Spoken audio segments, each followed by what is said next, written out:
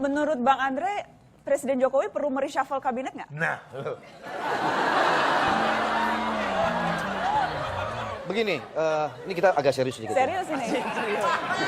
Itu yang gua tunggu. Serius, ini mau serius. Mau serius.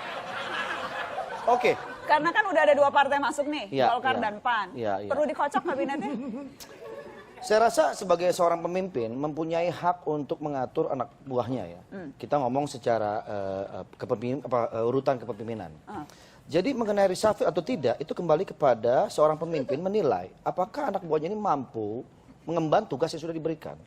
Kalau seandainya tugas yang diberikan itu ternyata tidak maksimal, ya perlu dikaji ulang dan diganti lagi mungkin dengan kandidat lain yang lebih mampu. Gitu. Mau ngapa sih?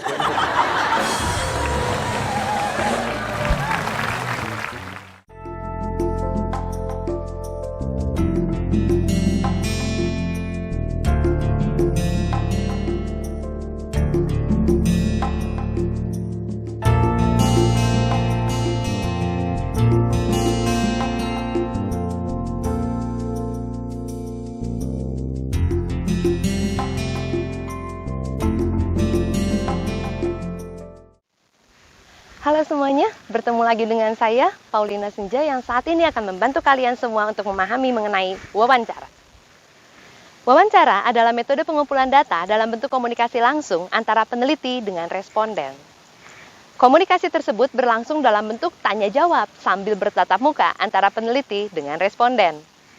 Untuk melakukan sebuah wawancara yang baik, peneliti perlu melakukan persiapan dengan matang. Di antaranya, mempersiapkan daftar pertanyaan, mempersiapkan alat perekam suara, mempersiapkan alat tulis, dan lain-lain.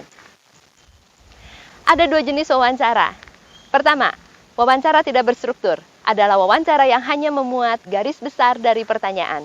Dalam jenis wawancara ini, kreativitas pewawancara sangat diperlukan, dan jenis ini cocok untuk penelitian kasus. Contoh pertanyaan dengan jenis penelitian ini adalah, bagaimanakah penilaian Anda tentang fasilitas belajar di sekolah Anda? Apakah pengaruhnya terhadap kegiatan belajar Anda? Seperti itulah kurang lebih contohnya dari wawancara tidak berstruktur. Yang kedua, wawancara berstruktur adalah wawancara yang disusun secara terperinci seperti kuesioner di mana pewawancara memberikan tanda centang pada pilihan yang tersedia. Contohnya seperti gambar berikut ini.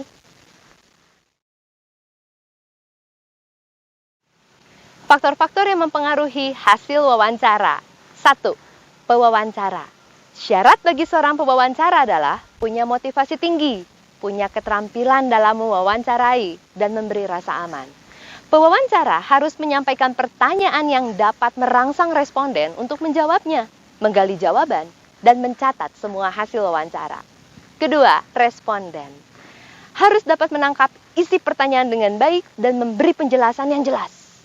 Ketiga, topik penelitian. Kelancaran wawancara sangat dipengaruhi oleh menarik atau tidaknya topik penelitian atau sensitif atau tidaknya topik penelitian tersebut. Keempat, situasi wawancara. Maksudnya mencangkup waktu, tempat, dan situasi yang tepat.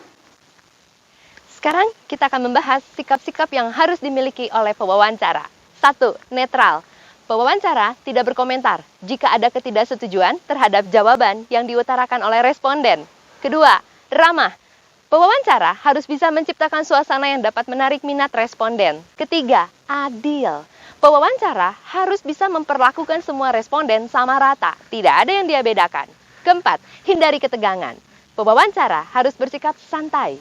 Jangan sampai responden merasa sedang diuji atau dihakimi. Seluruh sikap tersebut dapat mendukung proses wawancara sehingga dapat berjalan dengan baik dan pewawancara dapat memperoleh hasil yang mendukung penelitian mereka. Ketika kalian diminta untuk melakukan sebuah wawancara, apapun bentuknya, ingatlah untuk mempersiapkan daftar pertanyaan sesuai topik penelitian kamu, bersikap netral, ramah, adil, hindarilah ketegangan.